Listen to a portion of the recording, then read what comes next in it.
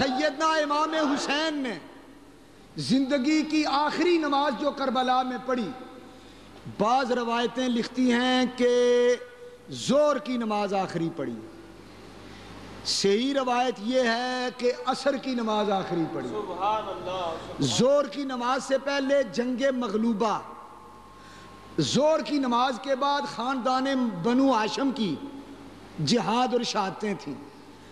سیدنا امام حسین نے ظہر کی نماز آخری پڑھی یا عصر کی، با اختلاف روایات۔ زندگی کی آخری نماز اپنے خون سے تیمم کیا،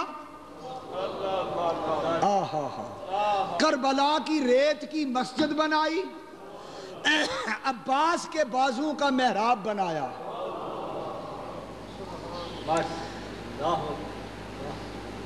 اور سیدنا امام حسین آخری نماز جب پڑھنے لگے تو شمر لعین قریب آ گیا، فرمایا ٹھہر میں نماز پڑھ لوں۔ تو وہاں شمر لعین پھر بولا، کہنے لگا موت سے ڈرتے ہو اس لیے نماز کے بہانے کرتے ہو؟ امام نے فرمایا بولے یہ شیوا ہے مشہور ہمارا، سر دینا عبادت میں ہے دستور ہمارا۔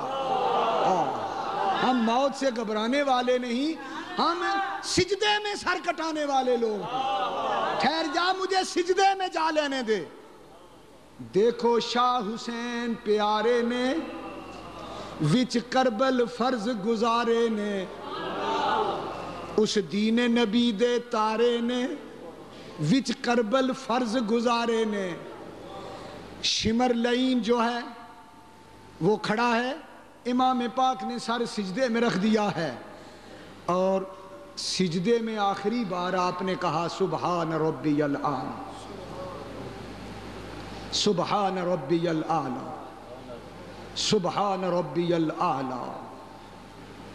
ہاں، اس کے بعد سجدے میں کیا کہا؟ ایک دعا مانگی، اللہم صبرن علی بلائک ورضن بقضائک وتسلیما لامرک۔